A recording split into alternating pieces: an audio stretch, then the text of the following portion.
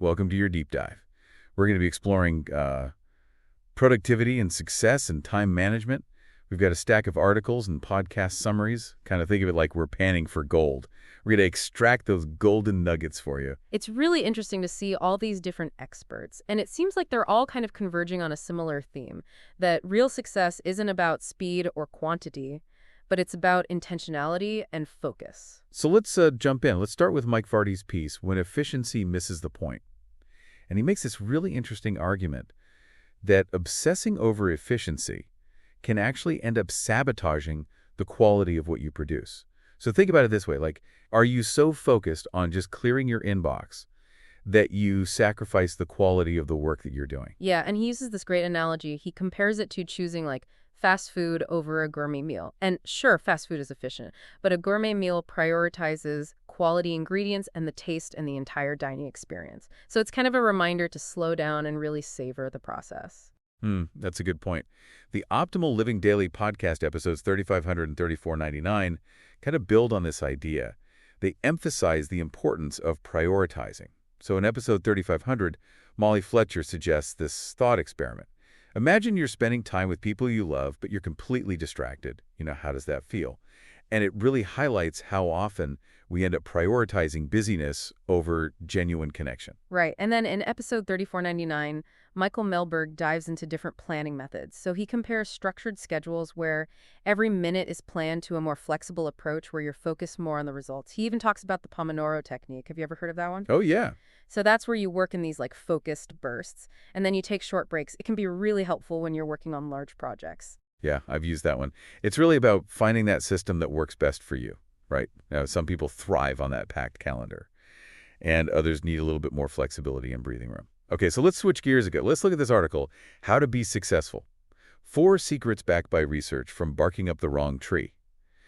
And it's interesting because it challenges this idea that success is just for these young prodigies. Yeah, the article highlights all this research suggesting that actually taking your time can be an advantage. And one of the secrets they talk about is persistence. So truly successful people don't give up easily. They see setbacks as opportunities for learning and growth. Okay, so speaking of things that kind of hold us back, Mark and Angel Hack Life offers this list of 20 things we all need to stop wasting our joy and time on. And one that I thought was really interesting was this idea of worrying about things that you can't control. It's such a classic time and energy drain. Yeah, and another one that stood out to me from that list was trying to impress everyone. It's so liberating to realize that you don't need everyone's approval to live a fulfilling life. Just focus on what really matters to you, not what other people expect. So true. Now let's talk about a fear that I think often gets overlooked, and that's the fear of success. Dr. Michelle Rosen has this article, Why Fear of Success is More Powerful Than Fear of Failure and What You Can Do About It. I mean, it sounds a little counterintuitive, right? But it's a real thing. Oh, yeah, definitely. It's the fear of the unknown, the fear of increased responsibility, maybe even the fear of losing yourself in the process of achieving that success. But the good news is Dr. Rosen offers some strategies for addressing the fear head on. Acknowledge it, understand its root causes, and then develop coping mechanisms. Okay, so now let's talk about Asian Efficiency Podcast, episode 548. It's called How to Give Impactful Work Presentations. In today's world, strong communication skills are so essential. So this episode is like a goldmine of practical tips. Yeah, and one of the biggest takeaways is the importance of audience engagement. It's not just about delivering information. You have to think about storytelling, visuals, maybe asking some questions. You really want to create an experience that draws your audience in. And they all have some good tips for managing presentation anxiety. Like one suggestion is to try to reframe those pre-presentation jitters as excitement. Your body's just giving you an energy boost. I like that. Reframing it as excitement instead of nerves. Yeah, and they also recommend practicing power poses before you go on. It's a way to boost your confidence and project authority. Interesting. So let's take a little detour into the world of philosophy now. The Marginalian has this really interesting piece about Simone de Beauvoir's resolutions for a life worth living. And it's amazing how relevant her insights are almost a century later. Yeah, one resolution that really stood out to me was her commitment to live dangerously. Now, she wasn't talking about reckless behavior, but for her, it meant challenging societal norms and pursuing her intellectual passions. It's this call to really define your own version of a meaningful life. I love that. And it ties back to this theme of prioritizing what truly matters. Don't just let societal expectations dictate your path. And Alain Guillot, in his article, Why Paying Close Attention to Details Will Change Your Life, he also emphasizes this idea of intentionality. Absolutely. It's about being present and engaged in every aspect of life. Instead of rushing through things on autopilot, really pay attention to the details. You'll find so much more richness and meaning there. Good point. So Guillot also raises this provocative question in another article. Can capitalism be altruistic? We often associate capitalism with self-interest, but he challenges that assumption. Yeah, in his article, Capitalism, the Highest Form of Altruism, he argues that when done right, capitalism can actually be a force for good. By creating valuable products or services that solve real problems, entrepreneurs can generate wealth while also benefiting others. That's a really interesting perspective. It encourages us to rethink our assumptions about money and its potential impact. It makes you think about how you can use your own skills and resources to maybe create some positive change in the world. All right, so let's switch gears a little bit and look at this article from Steve Pavlina called Join Round 3 of the Bucket List Challenge Reach for the Stars. And it's basically a call to action. Yeah, he's encouraging us to think big, right? To identify at least one ambitious goal and start taking those steps towards it. Yeah, and it's that reminder that we all have the potential to create these really extraordinary lives. It's about breaking down those big dreams into smaller steps and consistently moving forward.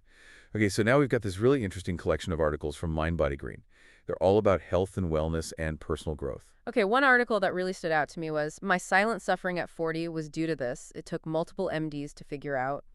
And, it's this powerful reminder that even when we think we're doing everything right, there might be some underlying health issues that we're not even aware of. Yeah, it's so important to advocate for ourselves and seek help when we need it. Don't suffer in silence. Exactly. Okay, speaking of health, there's this article about a surprisingly common habit that can age your lips faster. Oh, really? Is it smoking? It's actually drinking from straws. That repeated purring motion can lead to fine lines around your mouth. Wow, who knew? It's a reminder to pay attention to those small habits because they can have that cumulative effect over time. Right. Okay, here's another one. Surprising weekend habit that may be messing with your gut health, and it's not drinking. Okay, I'm intrigued. Tell me more. It's staying up late on the weekends. So the article explains that disrupting your sleep schedule, even if it's just on the weekends, can mess with your gut microbiome. And that's that community of bacteria in your gut that's so important for your overall health. Oh, wow, that's interesting. This reminds me of that article, 5 Ways to Actually Catch Up on Sleep on Weekends from a sleep PhD. It basically debunks this myth that we can just sleep in on the weekends and make up for sleep deprivation during the week. It's all about consistency, right? Exactly. Consistency is key when it comes to sleep. Absolutely. Maintaining that regular sleep schedule is so important. And it's interesting we keep seeing this theme of consistency and intentionality and prioritizing what really matters. Whether it's our time, our health, our goals. Yeah, it's about making those conscious choices that align with our values and aspirations.